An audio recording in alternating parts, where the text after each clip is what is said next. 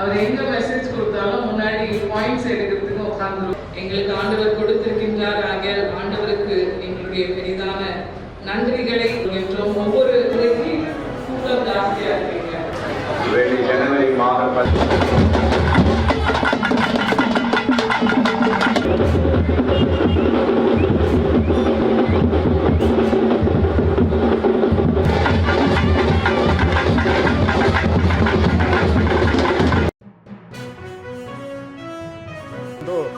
ಗಣಿ ಕೆಲಸ ಮಾಡಿದರು ಹೆಚ್ಚಿನ ಜನರು. ಆವತ್ತಿಂದ ಇದುವರೆಗೆ ಕೂಡ ಜಾತಿ ಧರ್ಮ ಈ ಭೇದ ಭಾವ ಇಲ್ಲದೆ ಸಂಕ್ರಾಂತಿ ಪೊಂಗಲ್ ಹಬ್ಬವನ್ನು ಆಚರಣೆ ಮಾಡ್ತಾ ಬಂದಿರ್ತೀವಿ ಸೌಹಾರ್ದತೆಯಿಂದ. ಕ್ರಿಸ್ಮಸ್ ಹಬ್ಬ ಮಾಡೋರ ಜೊತೆ ಇವರೆಲ್ಲ ನಾವೆಲ್ಲ ಸೇರ್ಕೊಳ್ತೀವಿ. ಈ ಪೊಂಗಲ್ ಸಂಕ್ರಾಂತಿ ಹಬ್ಬ ಮಾಡೋರು ಅದರ ಜೊತೆಯಲ್ಲೇ ಇವಾಗ ಕ್ರೈಸ್ತರು ಮುಸಲ್ಮಾನರು ಬೇರೆ ಧರ್ಮದವರು ಎಲ್ಲರೂ ಕೂಡ ಧರ್ಮ ಜಾತಿ ಭೇದವಿಲ್ಲದೆ ಸೌಹಾರ್ದತೆಯಿಂದ ಐಕ್ಯತೆಯಿಂದ ಈ ಪೊಂಗಲ್ ಸಂಕ್ರಾಂತಿ ಹಬ್ಬ ಕೂಡ ಮಾಡ್ತೀವಿ. ಇದ್ದು ಸೆಲೆಬ್ರೇಷನ್ ಮಾಡ್ತಾರೆ.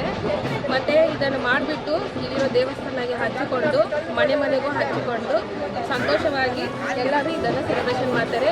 ವರ್ಷ ಈ ವಿಶೇಷವನ್ನು ನಡೆಸ್ಕೊಂಡು ಬರ್ತಾ ಇದ್ದಾರೆ. ಇನ್ನೂ ರಂಗೋಲಿ ಹಾಕ್ತೀವಿ ಮತ್ತು ಅಕ್ಕಿ ಬೆಲ್ಲ ಎಲ್ಲ ಹಾಕಿ ಮತ್ತು ಕಬ್ಬು ಇಟ್ಟು ಪೂಜೆ ಮಾಡಿ ಎಲ್ಲ ಮಾಡಿ ಸಂಪ್ರದಾಯ ಪ್ರಕಾರ ಎಲ್ಲನೂ ಮಾಡ್ತೀವಿ.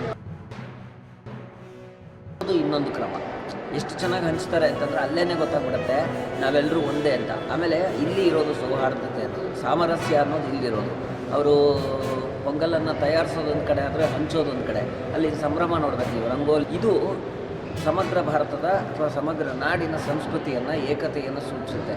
ರಂಗೋಲಿಯನ್ನು ಬಿಟ್ಟು ಪ್ರಸಾದವನ್ನು ಮಡಿಕೆಗಳಲ್ಲಿ ತುಂಬಿಕೊಂಡು ಎಲ್ರಿಗೂ ಹಂಚೋದಿದೆಯಲ್ಲ, ಎಷ್ಟು ಜನ ಸಮಗ್ರವಾಗಿ ನೋಡೋದು, ಇನ್ನು ಸಮಷ್ಟಿ ಅಂತ ಕರೀತೀವಿ.